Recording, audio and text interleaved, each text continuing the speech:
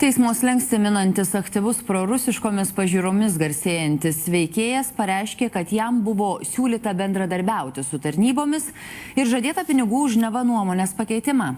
Ramunė Banzienė pasakoja, kad teisiamojo skleidžiama nuomonė buvo neigianti Lietuvos nepriklausomybės atkūrimą, tremtis, antisemitinė ir šlovinanti Putiną. Su viešosios įstaigos Būkime vieningi vėliava susivienijusios bendraminčių grupelės buvęs vedlys Vaidas Lekstutis sako, iš aktyvios veiklos pasitraukęs, viešų pasisakymų epopėją baigęs. Dabar jis mina teismų slenksčius dėl antikonstitucinės veiklos.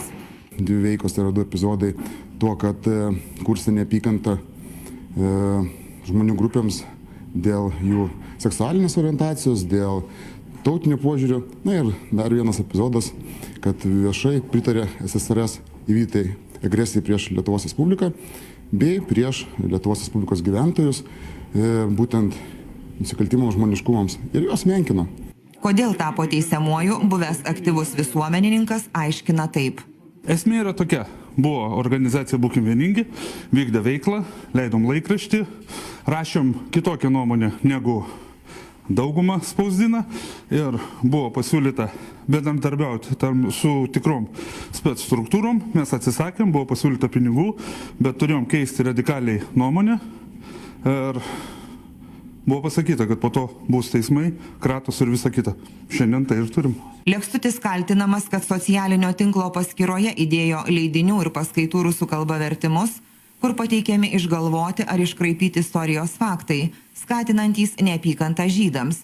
Skelbiama, neva jie valdo ES ir manipuliuoja Lietuvos pinigais.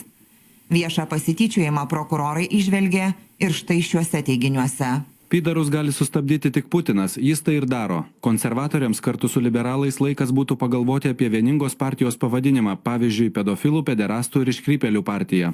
Teisėsaugai užkliuvo ir Lekstučio išsakyta diagnozė – lietuviai serga Stokholmo sindromu.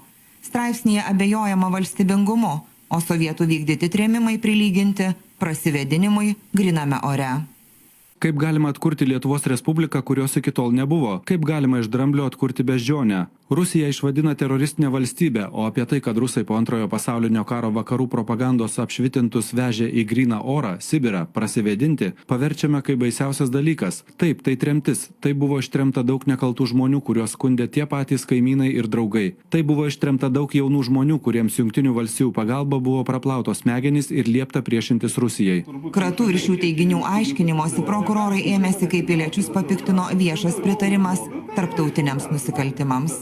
Žmogus pastebėjęs būtent galimus nusikalstamos veikos požymius, kad žmogus akivaizdžiai veikia prieš Lietuvos Respubliką, akivaizdžiai nusiteikęs prieš mūsų tautą, na ir apygardos vadovas įvertinęs, kad tai yra nusikalstamos veikos požymiai, buvo pradėtas tyrimas, na ir įsivystė, ką dabar turim, teismo posėdį. Tačiau Lekstutis sako, kad turi teisę į savo nuomonę. Esą teismui perduoti teiginiai yra tiesiog išimti iš konteksto. Nuo Putino iki seksualinių mažumų, iki Lietuvos nepriklausomybės žemaitės ir apie asfaltą, apie marliūrus, apie trinkelį, bet trūksta. Kaltas Lekstutis neprisipažįsta. Turi dabar vargą, ar ne?